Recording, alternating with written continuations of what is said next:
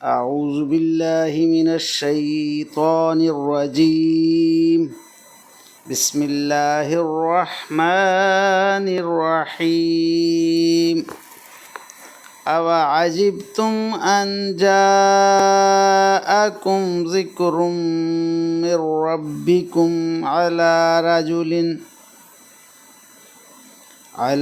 رجل منكم لينذركم واذكروا إذ جعلكم خلفاء من بعد قوم نوح وزادكم في الخلق بسطة فاذكروا آلاء الله لعلكم تفلحون.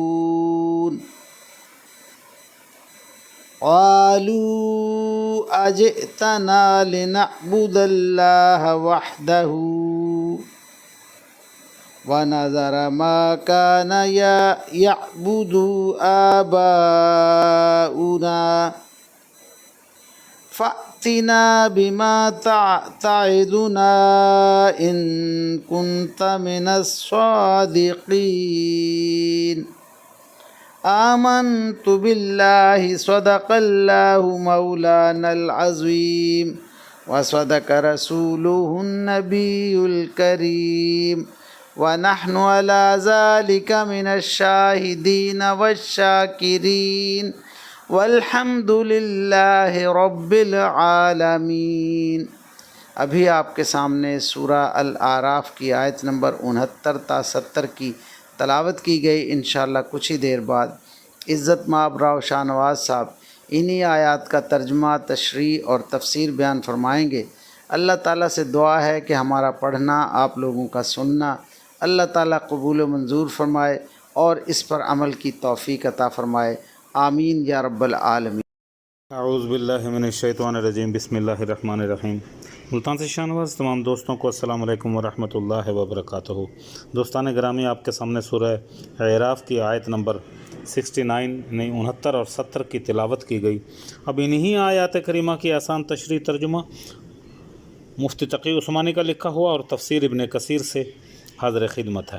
اللہ تعالیٰ قرآن پاک میں ارشاد فرما رہا ہے، بھلا کیا تمہیں اس بات پر تعجب ہے کہ تمہارے رب کی نصیحت ایک ایسے آدمی کے ذریعے تم تک پہنچی ہے جو خود تم ہی میں سے ہے، تاکہ وہ تمہیں خبردار کرے. اور وہ طاقت اور وہ وقت یاد کرو جب اس نے نوح علیہ السلام کی قوم کے بعد تمہیں جانشین بنایا اور جسم کے ڈیل ڈول میں تمہیں دوسروں سے بڑھا چڑھا کر رکھا. لہٰذا اللہ کی نعمتوں پر دھیان دو تاکہ تم فلاح پاؤ اور فلاح نصیب ہو. اللہ اکبر. انہوں نے کہا، کیا تم ہمارے پاس اس لیے آئے ہو کہ ہم تنہا اللہ کی عبادت کریں اور جن بتوں کی عبادت ہمارے باپ دادا کرتے آئے ہیں انہیں چھوڑ بیٹھیں؟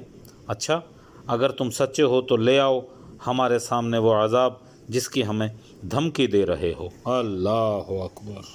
اب ان آیات کریمہ کی آسان تشریح. یہ قوم عاد کے بارے میں تذکرہ ہے. یہ لوگ اپنے قد و قامت میں اتنے لمبے چوڑے تھے کہ سورہ فجر میں اللہ تعالیٰ نے فرمایا ہے کہ ان جیسی قوم کسی بھی ملک میں پیدا نہیں کی گئی. اللہ اکبر. سمود بھی قوم عاد کی نسل سے پیدا ہوئی.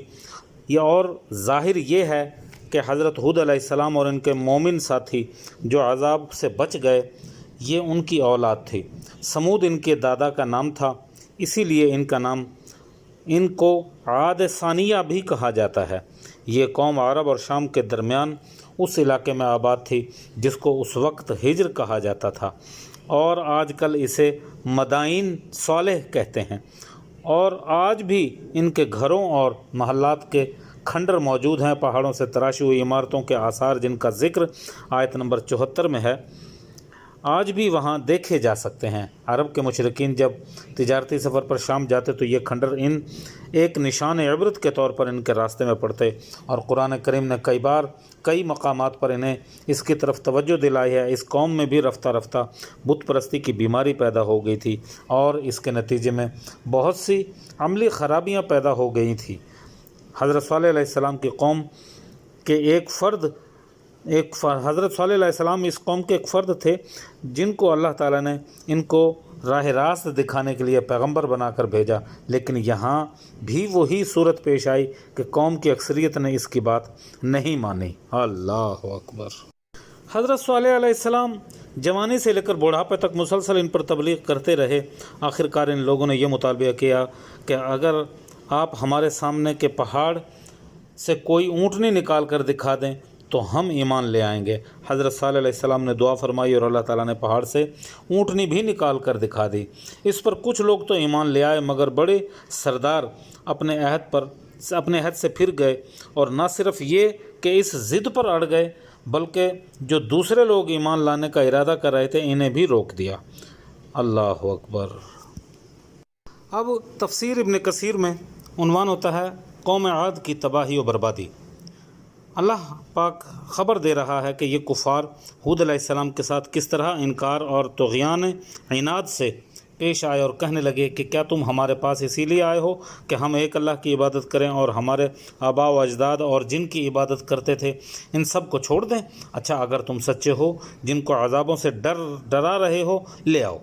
جیسا کہ کفار قریش کہتے ہیں کہ اگر عذاب کی تمہاری یہی دھمکی سچ ہے تو آسمان سے پتھر برسا لو اور عذاب علیم میں ہمیں ماخوذ کر دو۔ اللہ اکبر۔ محمد بن اسحاق کہتے ہیں کہ وہ لوگ اصنام یعنی بت پرستی کی پرستش تھے، اور ایک صنم کا نام سمد اور دوسرے کا نام سمود تھا، ایک اور نام بھی تھا ہبا یا ہبا۔ اس لیے ہود علیہ السلام نے کہا تھا کہ تمہارے اس کہنے کی وجہ سے تم پر اللہ کا عذاب واجب ہو چکا۔ کہا گیا کہ رجس سے مراد رجز یعنی عذاب ہے۔ اللہ اکبر۔ تو کیا تم مجھ سے اس اصنام یعنی صنم کے بارے میں جھگڑتے ہو جن کے نام تم نے خود اپنے طور پر رکھے ہوئے ہیں؟ یہ صنم تمہیں نفع نہیں پہنچائیں گے اور نہ ہی تمہارا کچھ یہ بگاڑ سکتے ہیں۔ اللہ تعالیٰ نے ان کو عبادت کے لیے تم کو روکا ہے۔ اس بات کی دلیل ہے اگر یہی بات ہے تو اچھا عذاب کے منتظر رہو، تمہارے ساتھی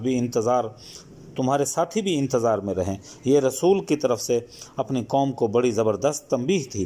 چنانچہ اس کے بعد ہی ارشاد ہوتا ہے کہ ہم نے ہود علیہ السلام کو تو بچا لیا اور ان کے ساتھیوں کو بھی، اور جو ہود علیہ السلام پر ایمان نہیں لائے تھے اور ہماری آیتوں کے تکذیب کرتے تھے ان کا قصہ ہی پاک کر دیا۔ ان کی ہلاکت کے واقعات قرآن میں دوسرے مقامات پر اس طرح مرکوز ہیں کہ ان پر ایک سخت آندھی بھیجی گئی اور جن تک وہ پہنچی ان کو تہس نہس کر کے رکھ دیا، جیسا کہ دوسری آیات میں ہے۔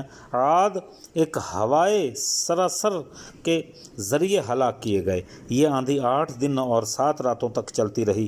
یہ سرکش لوگ ایسے ہی مرے پڑے تھے کہ جیسے کھجور کے درخت کے تنے الگ ہو گئے ہوں، شاخیں الگ ہو گئی ہوں، ان میں سے کوئی بھی باقی نہیں رہا۔ ان کی سرکشی کے سبب اللہ اکبر ایک زبردست آندھی بھیجی گئی، اللہ تعالیٰ نے انہیں ہلاک کر دیا اور ان کو آسمان پر لے اڑتی تھی، پھر سر کے بل زمین پر دے کر مارتی تھی، سر ٹوٹ کر ٹکڑے ٹکڑے ہو جاتا تھا۔ اسی لیے فرمایا درخت خرما کے تنے کی مانند ہو گئے تھے جن کی ڈالیاں سرے خالی ہو گئے تھے۔ یہ لوگ ملک یمن میں عمان اور حضرت موت کے درمیان، حضرت موت یہ جگہ کا نام ہے، حضرت موت کے درمیان تھے۔ ان کے علاوہ یہ ساری سرزمین بھی دور دور تک پھیلی ہوئی تھی۔ وآخر دعوانا ان الحمد للہ رب العالمین، آمین یا رب العالمین۔ اس واقعے کا باقی حصہ انشاءاللہ کل پڑھا جائے گا۔